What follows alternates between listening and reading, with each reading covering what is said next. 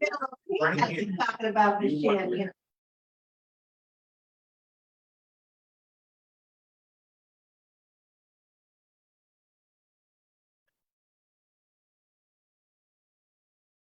Hey, good morning, everybody. Good morning as we go to the beautiful class of the Rebbe on this week's Parsha. Really a fascinating class, deep class. A cup of coffee, or whether you're here or at home or listening, wherever you are. The Rebbe is going to connect a interesting story that happened actually yesterday's Chitas, and he's going to connect it to a day of the week, which we're going to talk about the power of Shabbos today, and how Shabbos is connected to a story that is mentioned in this week's Parsha. So it starts off with this week's Parsha portion of Vayeshev. The Torah starts off with Jacob coming back to the land of Israel. He's Kanai Nahara in his over 100 years old. He's not a young man, and he decides to take a vacation, relax a little bit. After 22 years of hard labor, he's come home to his parents, to his father, and as Rashi says, that God says there's no vacation. And the story of Vayeshev. Vayeshev is 17 years old at that time, and the story of Vayeshev happens. The story of Vayeshev has a struggle with his brothers, and he is sold into slavery. They want to kill him, and they throw him into a ditch. And Yehuda says, "Why would we kill him? Let's sell him to the caravan, the first caravan that passes." And the Midianites pass. They sell him to the Midianites, and they sell him. Then the Midianites sell him to the Ishmaelites, and the Ishmaelites sell him to Mitzrayim, to Potiphar, the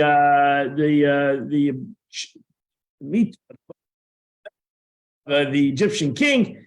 And that's the story. We're in the middle of that story. Suddenly, in the middle of this story, yesterday, in the reading of the Torah, the portion of yesterday was the story of Yehuda and Tamar, right? We're in a story there of this Yehuda, seemingly Yehuda, he's like a little bit, tribes are angry, the brothers are angry at him, so he decides to go into exile, so to say. He decides to walk away from the family. He moves away from the family.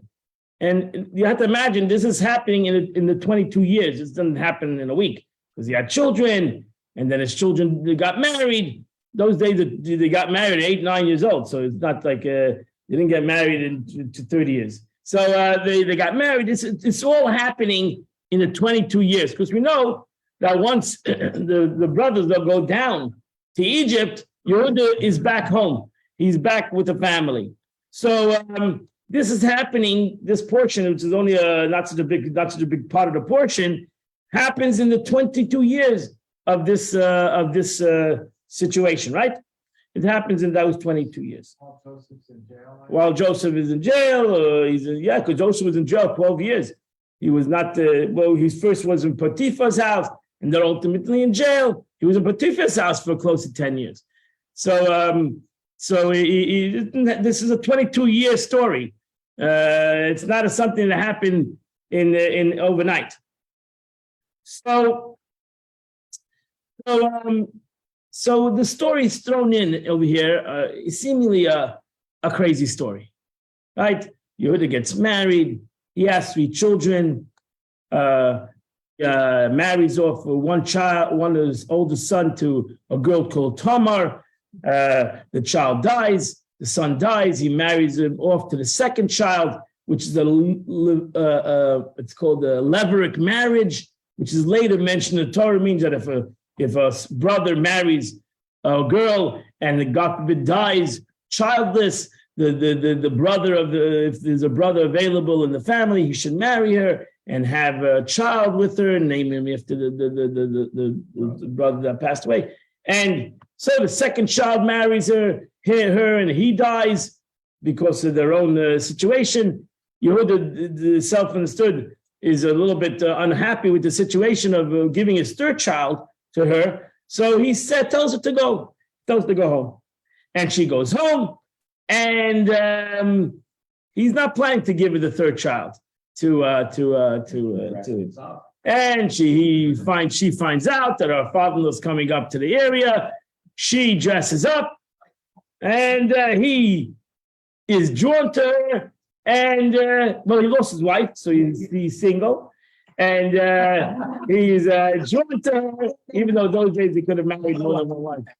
And he's drawn to her, and they have a relationship, and self-understood, as Rashi said today. If you listen to the Chitas today, that the Torah puts together the story of Tamar and Potiphar to tell us, Potiphar's wife, to tell us that this is all not, you shouldn't learn the story in its very mundane way of looking at things, because self-understood, the Torah was not here. If it was Lashon Hara, or was a concept of talking down on and debasing Yehuda, the Torah wouldn't say the story.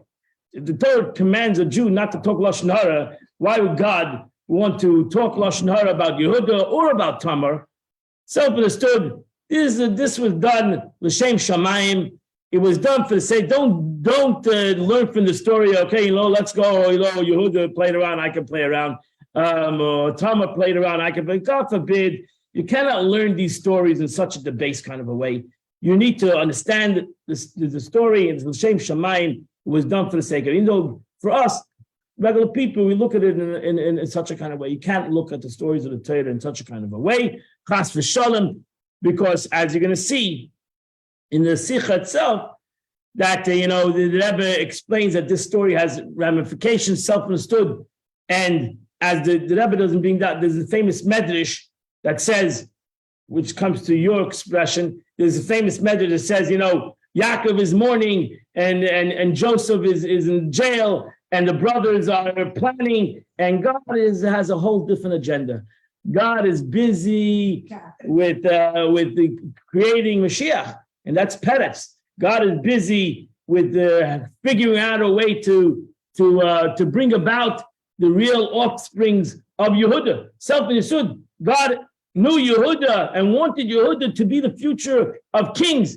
And right now it's seemingly not happening, right? Because he got married and he had these 3 children, and then most of them are dead. And this thing is not happening. God brings about, through his wondrous situation, he brings about what he wants to bring about, what he wants to create. Okay, a beautiful story. Let's go into the depths of the story. And we start in text number 1, which is in the Chumash. And this is the Chumash, the Pasuk, right? Many days passed, page 158. Many days passed, and Shua, the daughter of Judah's wife, died. Yehuda is consoled, and he and his Chira, his Olamite friend, went up to Judah's sheep shearers to Timnah. And it was told to Tamar, saying, behold, your father-in-law is going to Timnah to shear his sheep. So she took up a widow garment, covered herself with a veil, wrapped herself, and sat down at the crossroads in the way of Timnah, for she saw Shelah grown up. And so far, she was not given to him as a wife, right? He goes, when Yehuda saw her, he thought she was a prostitute because she was covered face. He turned aside to her on the road and he said, come on now, I'll come to you. You should know that there's a lot of medrashim in the conversation. Sounds like a very debased conversation, but there's a lot of medrashim in the conversation. And what was the conversation exactly? Of course, in essence, as you'll soon see how the Torah looks at the story, you'll soon see exactly why I'm saying this. That in essence, he was looking for a wife. In truth, he never imagined that he would marry his daughter. It's not his daughter-in-law, because it's his children died. So it's she's right. So it's not his daughter-in-law in law. Really, even ultimately in Jewish law, a father-in-law cannot marry his daughter-in-law even after the child's death. But But this is before the Torah was given at this time. So maybe in Torah law, in this time, he was actually, if the son's not going to marry her, maybe he is the leverek, the next of kin that should marry her. Okay, whatever. But besides that, he says to her, what will it give you that you should come to me? He said, I will send a kid for the herd. But she was not happy with that. She wanted something right now, right? She wanted something right now. So what did he give her? She asked, what is the collateral? Give me a collateral until you send it to me. I want something right now. So she asked for something right now. So, situation that you again, if you just look at the story written, face value, it's self-understood. The story screams at you. Like, what is going on over here? Yeah. Not only with Yehuda, what's going on with Tamar? Yeah. Both of them are seemingly in a situation that it's a comprising, that people will ultimately say, what is going on over here, right? So the story screams, because we're not, again, the Torah, if you wanted to say the Torah is is a tabloid book, so the Torah wants to give you a juicy story. The Torah is not out to give juicy stories. He's not out to give juicy stories. The Torah is surely not out to talk negative about Yehuda. Why would the Torah want to do that? What is the gain out of that? Self-understood, in the debased way, nobody should do this. But the Torah is going to tell us something over here. And therefore, we need to take off the eyeglasses of the way we all look at the story. Let's look at the story in a more deeper way. And it's self-understood that the Torah tells us this story. Out of all the stories of Yehuda that happened in his lifetime, there's an important lesson. There's an important behind the story, so to say, behind the story. And the truth is, it's really in the beauty of Tamar, in what she asked for. What she asked for specific things. She asked for his signet ring. That's it. She asked for his signet, his cloak and his staff. But she asked for the ring. It's interesting that she would ask for that ring. Truth is, this is the first time we all get married with a ring. This is the only time in the Torah that it mentions the ring. In the Torah, it doesn't mention in the other marriages, when people got married, it says Vayeshev, and they loved her, he brought her into the tent, and that's it. Seemingly that, whatever, how they get married, it doesn't say how they got married. We know that ultimately in Jewish law, the way we get married is a ring. That's the way the ring. And where do we seemingly find the first time that we have the ring, besides the other two things that he gave her? The ring that he gave her, that she wanted a ring. Seemingly we find it right now in this week's Parsha, that she wanted a ring. In essence, that's what Rashi says later, that she meant the L'Shem Shemayim. She wanted to get married. And we know that she wanted to get married. She wanted to marry him. She knew she couldn't just come and send him a telegram. I think I want to marry you. If Shayla, your son, you lost your wife passed away, Shayla's not going to marry me. I want to marry you. Someone said he would say no. So she needed to do this in a hidden way. She knew she had to bring about this marriage in a secret way, and she did it. But she wanted to get married. We know she wanted to get married. That was her intention. She was not interested in just having this one-time sexual relationship with him. She wanted to get married, and therefore she asked for a ring. That was her that was her wish that she would get a ring. So that's the next verse. The next verse says, he says to her, what is the cloud I shall give you? And she says, he doesn't give it, she asked for it. She said, your seal. Now it's interesting, she doesn't say your ring. Like she says your seal. That's an interesting thing that she says. Oh, yeah. No. She says your seal. She doesn't mention the ring. Hello?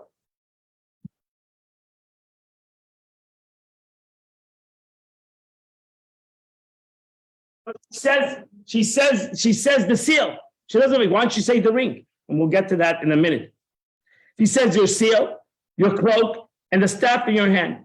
So he gave it to her, and he came to her, and guess what? She has children. Yeah, not only has children, he has 2 children. Yeah. She has twins. Did you zoom on? Talking to his people here. So Rashi, so you look at Rashi. Rashi says, "Tiger render your signet, and your signet and your cloak, the ring that you use as a seal, right? Because those days that I used to use the ring as when they sell things, the documents, and the cloak with which you cover yourself." So Moshe Isserles, right? It's in our custom to betroth with the ring. It's exactly what Yehuda did. He got married with the ring. He meant it for marriage. He might have thought that it whatever was in his mind at that time.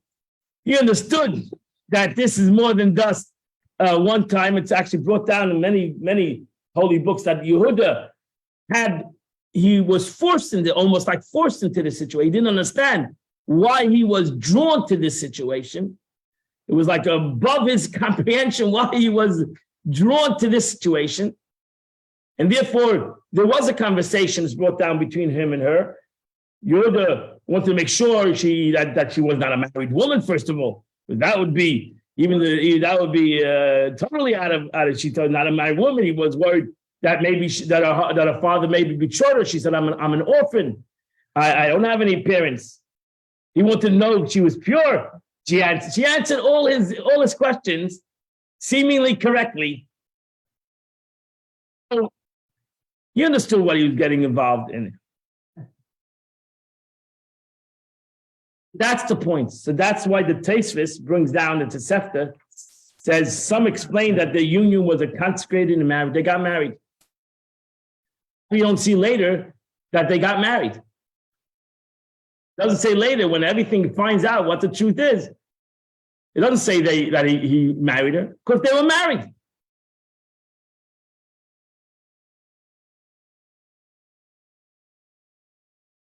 What's happened? That's why maybe Rashi compares her 2 children, to Rebecca's 2 children. But the same thing. It was also the same thing. It was a trick marriage by Jacob, right? Yeah. So this explains Tamar's wording. What will you give me that you should come to me? What it gives you the right to live with me. You got to do so. You got to. This marriage has to be established on something. And then say, what will you betroth me with? To which you responded by saying, I will send you a kid. She said, only if you give a pledge, your seal, your cloak. This means the ring that you use as a seal, so that he betrothed her with her ring. So the Mefarshim, actually, the commentaries tell us that actually this was a betrothal, that he married her. But why would he marry a prostitute? What? Did he need? Wait 1 second. To sign things? Did he use things? No, those times they didn't have, they didn't go to the Rav of the city and they made a whole, that was after Matan Torah. Yeah. Those days that Rambam said, a person met a person in the street and he said, would you want to marry me? He would give her something, and Mazel Tov, they were married. Again, so to answer your question, the answer, Jenny, is the concept is in the official physical way of looking at things, and in essence, we're looking at it more in a spiritual way, in the subconscious kind of an atmosphere, and that's why you need to look at the story of the Torah. You can look at it in its base way, in the Ein Mikdayoshin de Pshutei. He thought it was a woman that was available, but really in the subconscious, he was, and surely for her, if you put Yehuda aside, surely for Tamar, she had total agenda. She knew who she was out to get. She was not out on the pathway for every guy that passed. She was out to get him. and she got him, and her attitude and her agenda was total L'Shem Shamayim. So we can argue about Yehuda, we can argue, but surely Tamar wanted this marriage, established this marriage, and acquired this marriage through him giving her a ring at the present time.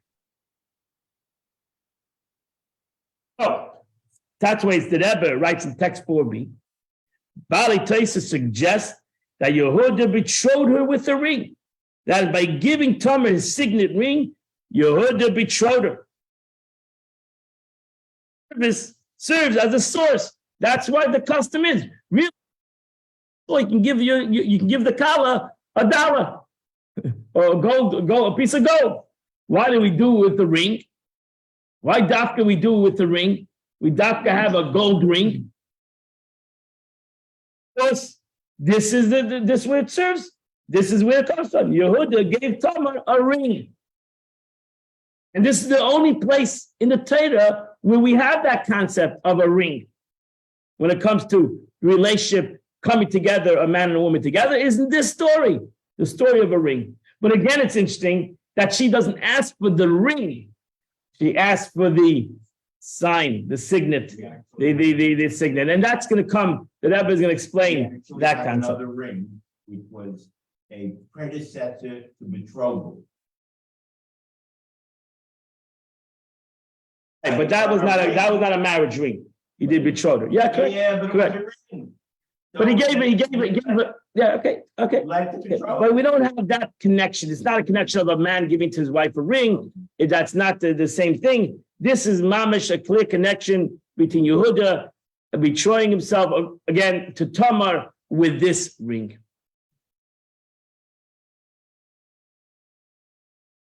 So I see over here, over here it gives you the medrash. Yehuda asked Tamar, the medrash says, Yehuda asked Tamar, are you perhaps a Gentile? And he said, no, she said, I'm a convert. She said, are you married? She said, I'm an unmarried woman. He asked her, perhaps your father betrothed you without your knowledge. She said, I'm an orphan. He asked, maybe you're impure. She said, I'm pure. What does that mean, pure or impure? I don't know. The pure Vayeshev. I don't know. I'm not sure. I mean, the simple meaning was, did you go to the mikveh? Yeah. That was a question. So the question would It's just be... an odd question if she thinks she's a prostitute. Right. How would she know the answer? Whatever. So he wanted to make sure that she was a holy prostitute.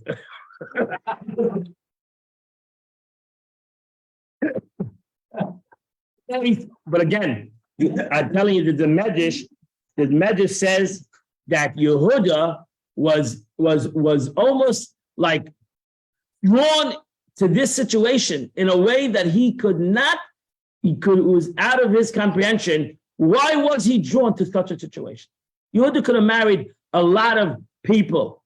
It was not a problem for him to get married in his life. He was wealthy. He was known. Everybody wanted to be part of the family. It was a known family. He was a well-known bachelor.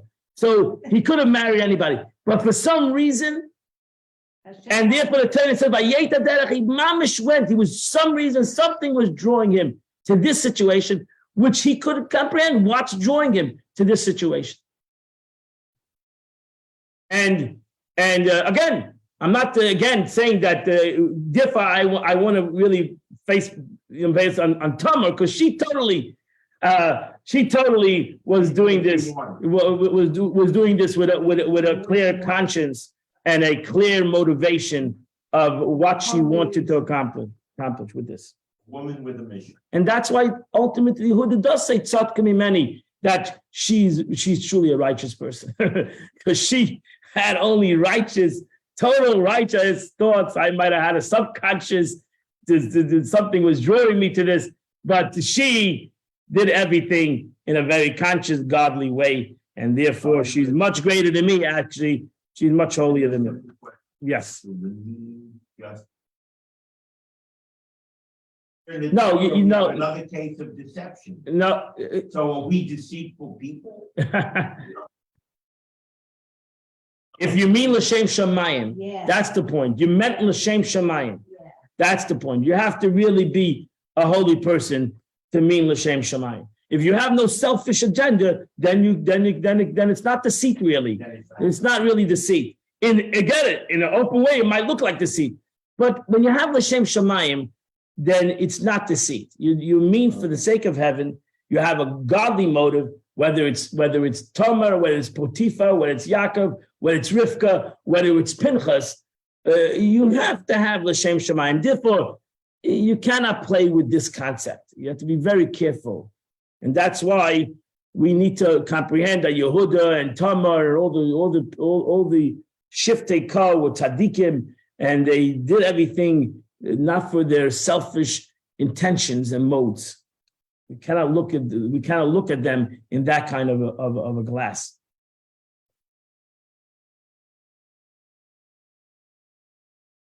Where do we see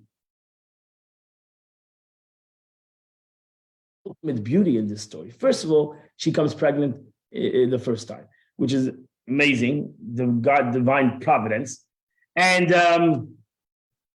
the children that she had. She has two unbelievable children, Zerach and Peretz.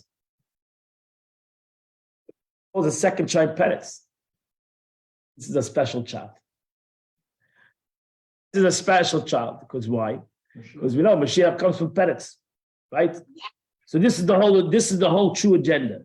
The whole true agenda. That's where you see l'shem shamayim. It's really God. God needs to figure out a way how to bring about this Peretz, this guy Peretz. We need Peretz in the world. I need to figure out. Yehuda is going crazy. He demoted himself. He has his emotional issues, and Tamar is there. How do we bring this together? Right? The Abish is busy. Divine providence is busy, and why? And the Abish brings about most unusual things. Come from unusual events. Supernatural events. Why? Because that's his name, Peretz. Peretz. The word Peretz means. Let's look at the word of the Torah. At the time of her birth, behold, there are two twins in her womb, right? And she gives birth. One puts out the hand, and the midwife ties a scarlet thread in his hand, and the one came out first. The other guy jumps first. And he drew out his hand, and behold, his brother came out, and she said, "You have burst forth. You burst forth, making a breach for yourself." And Yehuda named him Peretz. Afterwards, his brother came out, who was a scarlet thread, and he named the name Zerah. What is the meaning of the name? So Rashi, you have the Lekach Tov, where he brings down another interpretation. She said, how you burst forth making breach for yourself. You breached. Breach.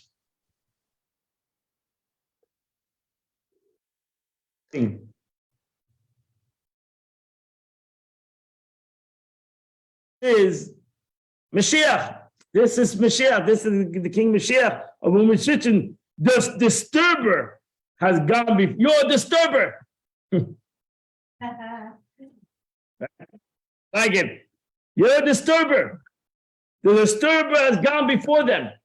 Their king has passed before them, and God was at their head. So therefore, he calls him Peretz. He says, you have broken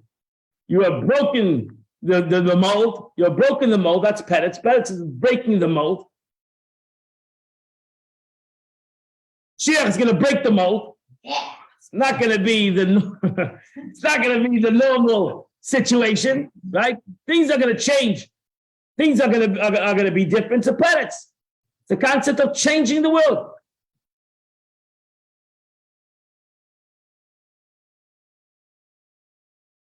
This is the ultimate of the story, right? That these two righteous people, Yehuda and Tamar, we know that same we know that they self-understood, had total thoughts of kedusha, that they had a son that ultimately would from this son would come out first would come out lineage of kings of the Jewish nation, and ultimately self-understood would come out Mashiach, who would be played together, who would disturb the world, disturb the normal order of the world, and transform the world.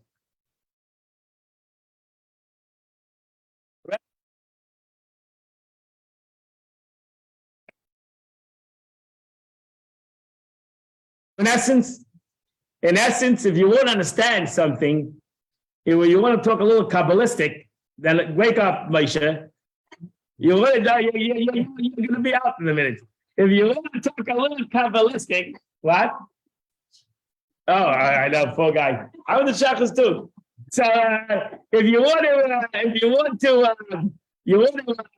talk a little bit Kabbalistic, because we want to talk about the concept of marriage, because really this is the concept of marriage, the aspect of marriage. We're talking about marriage that happens through a ring, right? How does marriage happen through a ring? So Kabbalah explains, and we all know this, right? Moshe, you're going to know these words. You have your cheat sheet. After the masculine and the feminine, right? We have the masculine and the feminine. Abishta wanted the marriage of the masculine and the feminine, right? Because why did God want this marriage to the masculine and feminine? Because really the marriage between the masculine and feminine, this world is really a reflection of the masculine and feminine in the upper worlds, which in Kabbalah you learned many times is the relationship between Malchus, which is the feminine, and Zah, the emotions of the world of emanation come together with the masculine, come together with the feminine.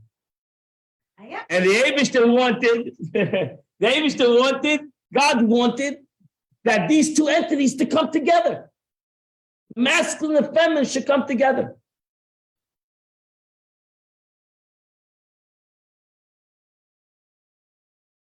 Let's look in the text number 6, the Frierdiker Rebbe, in nice words of the Frierdiker Rebbe. The groom is called the king.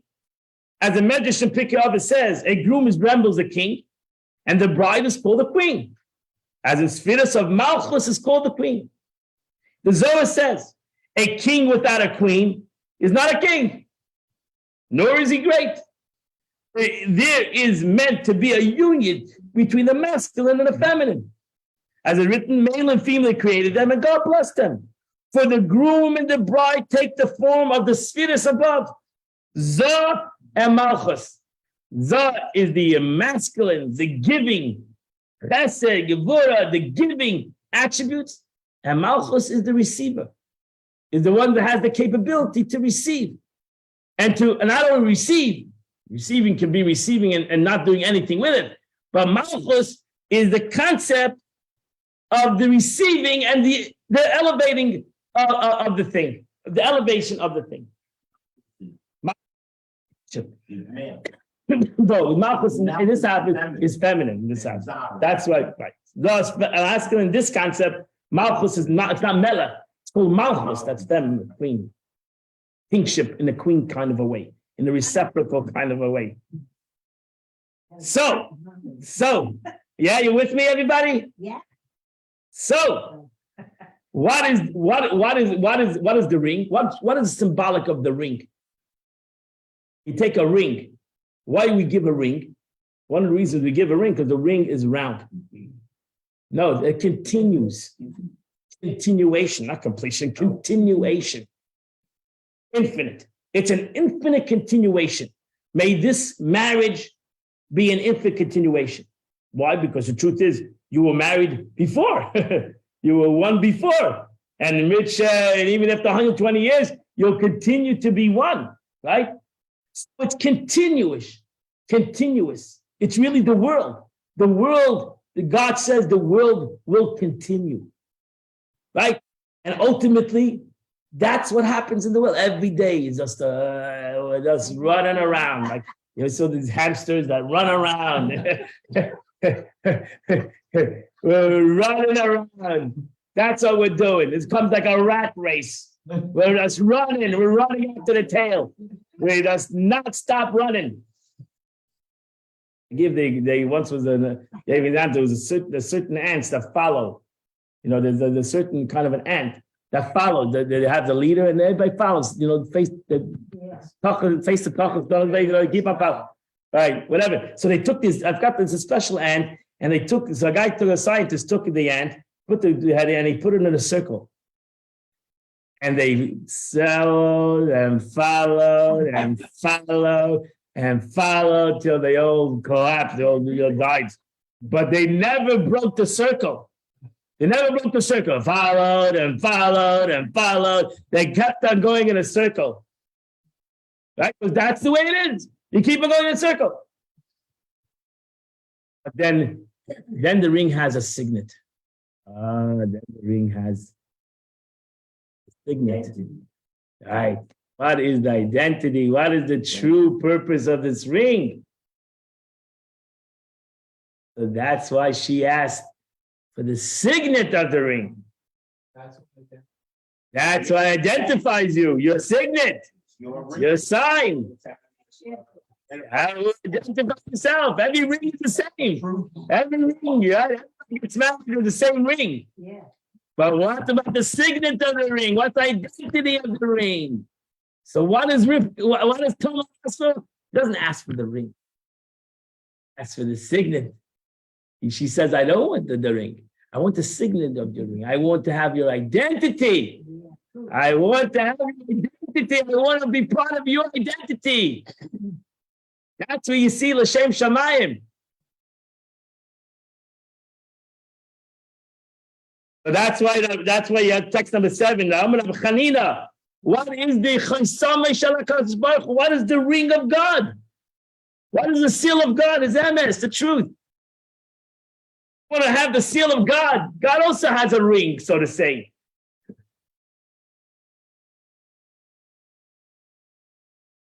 What can there be a greater ring of God that there's nature, keeps on going, everything goes, keeps on going, seemingly like in a constant fashion, Sunday, evening, Monday, night, everything there, 24 hours keeps on going over and over again. But what is the signet of God? Truth, emes. Not that the physical that keeps on going, but actually what is the purpose? What is the emes?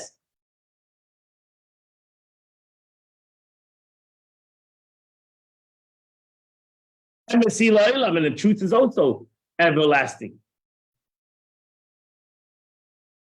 Or the Alter Rebbe writes, goes a little more deeper into the concept, the name of God that transcends time is Yud Kei Vav Kei, right? We also learn Yud Kei Vav Kei. What does it mean? Past, present, and future at the same time, right?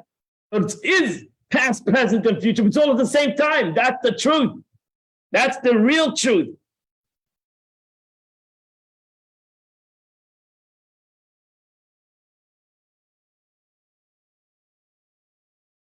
You have the real story.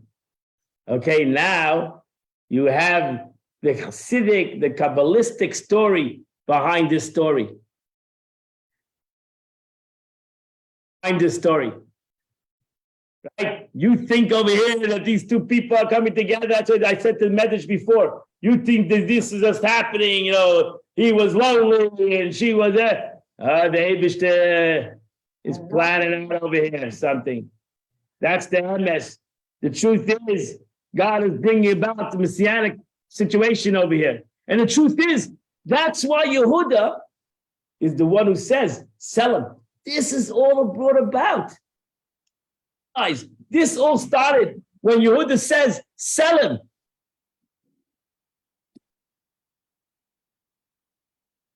It starts off when first they want to kill him.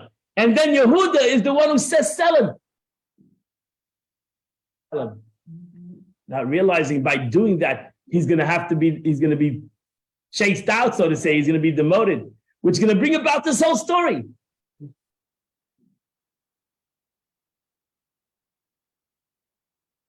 Rabbi Bucket, It was. what's the, That's a good question. you're- Maybe it is others. I don't know. Mar said that to Yehuda. Interesting. Maybe, could be. I'm not so sure. I will look that up. Good question. But ultimately, we see that you think this whole thing is just a story. It's not a story.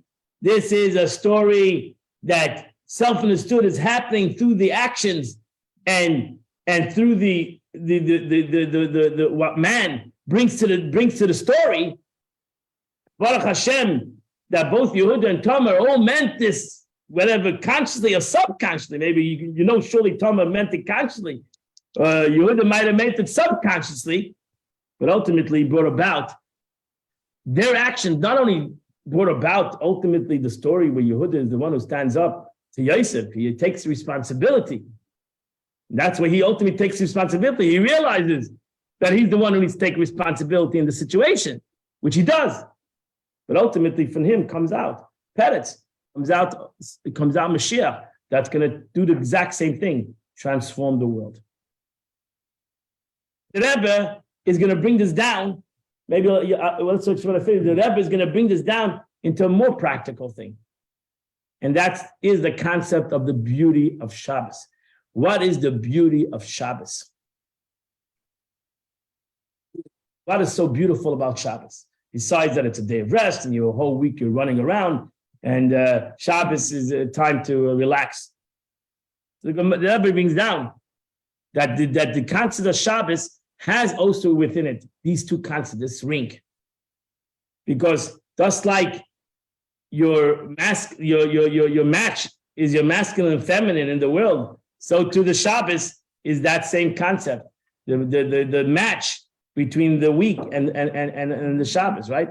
Shabbos is part of the 7 days, but it's at the same time, it's something that is separate from the 7 days. It's a holy day. We welcome the bride. Welcome the bride, correct. That's beautiful. Correct, exactly. So the Shabbos Malkusa. Shabbos is all about it. Shabbos is a feminine thing. Is a concept of the feminine. So Rab Shila, so let's look at the Gemara.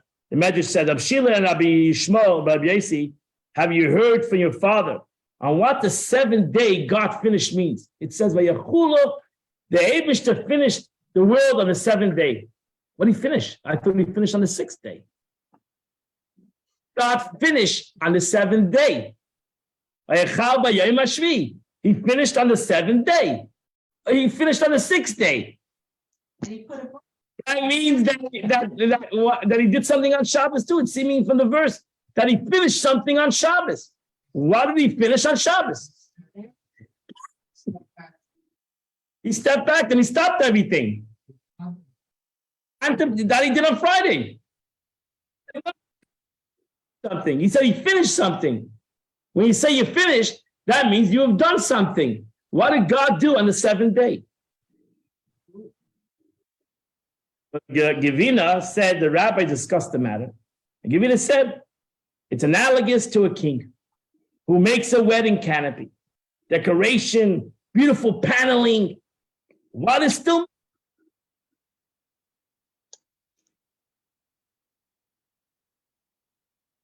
We can't hear you, Rabbi Bucket. 1 second, let me finish. Everybody comes to the wedding. Everybody's invited. We have this beautiful wedding. What is missing? We're missing the bride. We're missing a wedding, and you prepare yourself, and you come to celebrate, and what you're missing is the bride.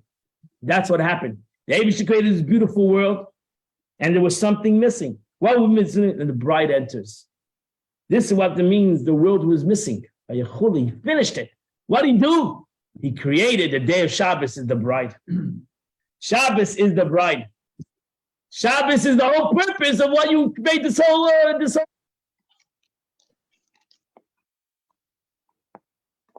The missing link is the Shabbos. The Shabbos is what completes the whole purpose of this whole celebration. The rabbi said, the analogous is of a king who formed a ring. And the Gemara goes back to the ring. What was missing? Missing the seal.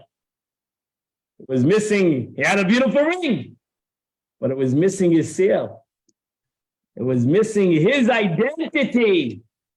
The Abishah created the 6 days of the week. In it, he created a beautiful world. Such a natural, phenomenal world. But it came on the thing and something was missing. And the Abishah said, I'm going to put my seal on it. I'm going to put my identity on it. I'm going to create my identity to the world. That's the seal. In this way, what was the world missing? The seal is Shabbos. The seal is Shabbos. The ring is the week. The seal is Shabbos. Oh, a beautiful thing. Beautiful concept. So the Abishah said, Shabbos is a day, a dust of rest. I'm retired, so I don't work a whole week. Baruch Hashem, I'm resting the whole week. I work very. There's no such thing. No, Shabbos is a signet. Shabbos is more than just a day of rest. Shabbos is a day that brings the purpose of creation, and that's why it says Shabbos elevates the week before, and it blesses the next week. The truth is, we need to be able to bring the Shabbos into our week. We can't just have we can't just have the bride or the signet of God on one day. To be able to bring the signet of God within every day of our week. It needs to bring an impression. Even though God impressed it on the Shabbos, with there it's impressed. I separate myself in the week. And I connect to the purpose of why God created the world, which is Shabbos. I really need to bring the Shabbos into the week. I really need that impression should not be only on the Shabbos, but should be throughout the entire week. Yes, ask your question. No, I didn't have a question. I just wanted to let you know that you keep going in and out. Hasn't Oh, happened for the last I 5 am very minutes, but sorry. for That's it. the last 25 minutes, sometimes we can hear you and sometimes we can't. I don't know if there's Sorry. anything you can do about it, but I thought you should know. Okay, thank you very much. I apologize. Let me try.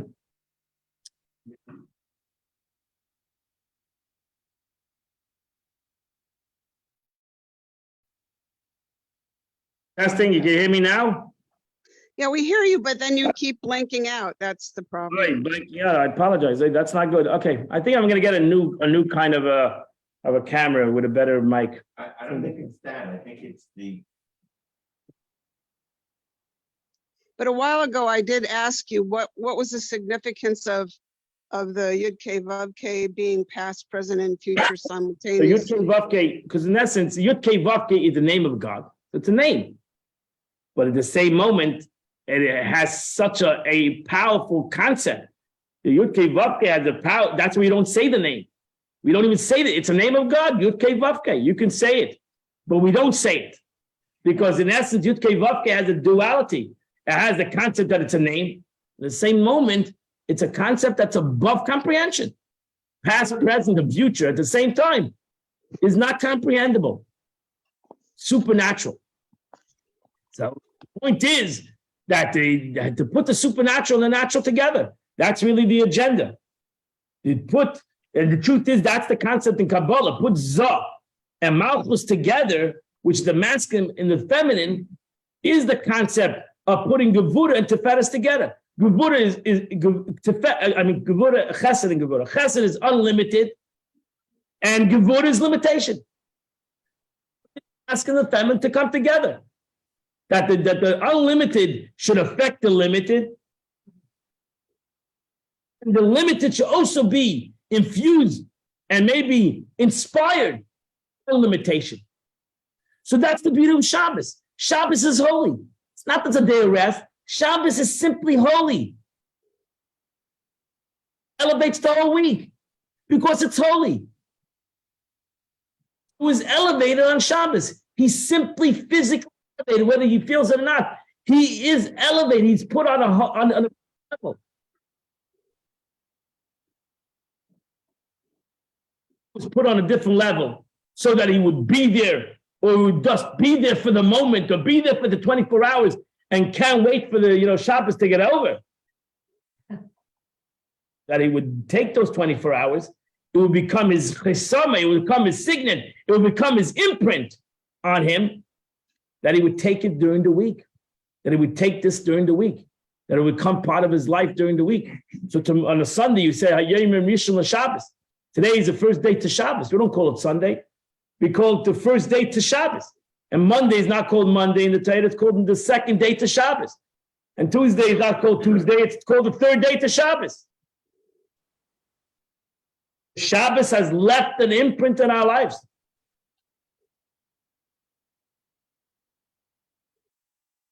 What if you don't feel it? Is it still leave an imprint? It should. It does. In essence, Shabbos is holy, whether you feel it or whether you don't feel it. Shabbos is holy, self-understood.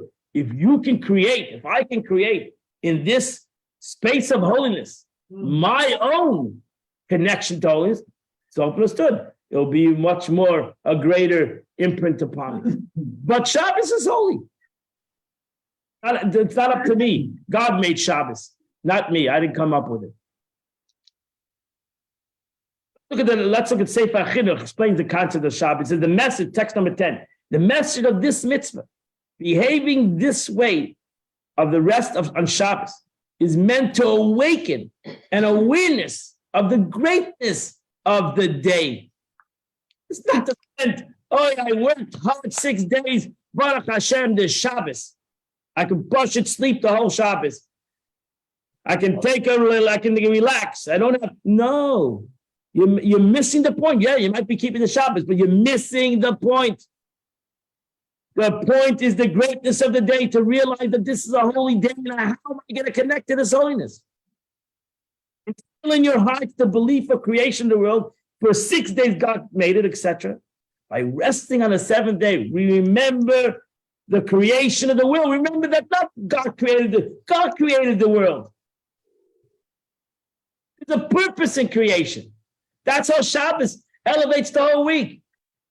The next Sunday shouldn't be like a regular Sunday. God created a Sunday. There's actually a song for the Sunday.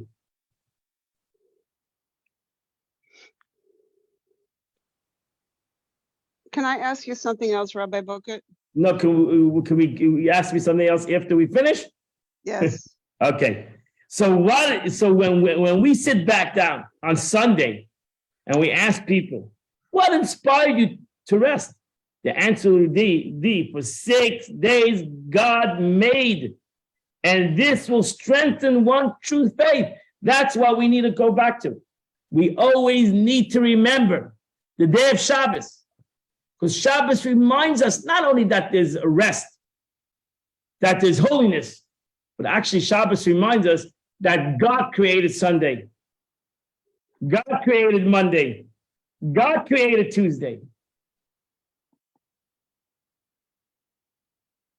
And that's why we say on Shabbos, on Friday night, we say, L'chad doidi likras kala, right? The song on Friday night is L'chad doidi likras kala, pnei Shabbos nekabla. Come, my beloved, to greet the bride. The countenance of Shabbos we shall receive. That's the first analogy, the canopy, right? Right? That's the first analogy that the rabbi said. Yeah, come to greet the bride. Come and greet the bride, right? So on Shabbos, we say, we're coming, right? We worked the whole week. We did this wonderful week. We had such great success. Baruch Hashem. But what do we need the whole week for? This whole week was created so that we should greet the bride.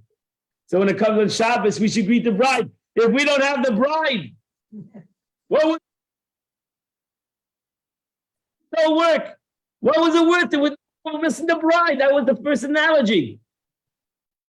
Right? What was worth this whole wedding if you have a runaway bride? That's why we say we never have a runaway bride. So that's why we say, Hashem, I worked the whole week. I was successful the whole week. Everything was a good week, but it was all for to greeting the bride. It was all for the concept of the Shabbos. If I don't realize that I don't have the Shabbos, I don't have the bride, I wasted my week. The Rebbe says, I think we end this off with text number 12, a seal is not an owner-dependent entity, right? Because you don't have a seal, you have a seal that's on a ring. We're not looking for two entities. We're not looking for the ring and the seal. The seal is the ring, and the ring is its seal. Rather, a component of the ring. Thus, Yehuda, for example, the seal simply proved that the ring belonged to Yehuda. That was the point. a ring of his. He wanted a ring that signified him. In essence, what's the lesson? We want a Shabbos. We want a week that symbolizes the Shabbos, right? We want a week that symbolizes the Shabbos. We want a week that we have the feeling of the Shabbos a whole week. Not that we have a week and we have the Shabbos. We have the ring and we have the seal. No, the ring is part of the seal. And the seal is part of the ring. Shabbos is part of the week, and the week is part of the Shabbos.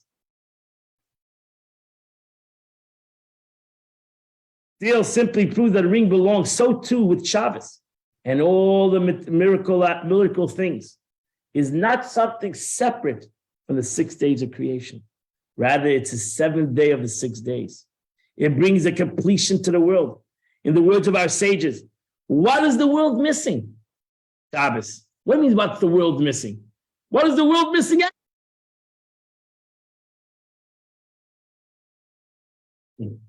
Right? What is missing in the world today? Shabbos. It's missing the Shabbos. It's missing the Shabbos. It's missing today. It's missing also the Shabbos. I don't have to wait for Shabbos to be missing. To be missing. It's missing right today. Today, how do I bring Shabbos today? How do I make the concept of Kedusha, the aspect in this world, in a Sunday, today is Thursday. How do I make in this Thursday that this Thursday is felt Shabbos? You know, in law, and even in Jewish law, Shabbos goes till Tuesday night, and the future Shabbos begins on Wednesday morning. That's why even in Jewish law, if you didn't make Havdalah on Saturday night, you can make it to Tuesday night. The Shabbos continues, the previous Shabbos continues until the Tuesday night, and then it begins, the next Shabbos begins on Wednesday. Today is already, we're a day closer to Thursday is even a day closer than the day of Wednesday. So this means that the perfection of nature itself is achieved by drawing the supernatural into the perfection of today. Perfection of the week. What is the world missing? Perfection of today is Shabbos. The perfection of making Thursday a perfect world is by bringing the Shabbos, by bringing the message, signet, by bringing the signet with you on this day and remembering that it's the signet that makes this day, today, Thursday, which is not Shabbos, makes this day a real purposeful day, makes this day its true identity, its true reality. That's the story. So now you have a beautiful story of Tamar, you have the spiritual story behind it, and the connection to the Shabbos. And it's interesting, you should know, we know the Shvatim kept the Shabbos, and ultimately Vayeshev introduced the Shabbos to Mitzrayim, and which that's why it says Moshe Rabbeinu ultimately influenced Paro that the Jews should keep Shabbos, even in the time of Egypt. They should keep the Shabbos because it's the importance of that, to understand the importance of Shabbos in its spiritual concept and the way God wanted that this spiritual concept should affect and should become part of our day-to-day life. That spirituality, God and Shabbos, should not be something that we separate for once a week, but really Shabbos should be part of the journey of our life. I want to wish you all a wonderful and beautiful day, and may we all have a beautiful Shabbos in a couple of days. Yes, what's your question?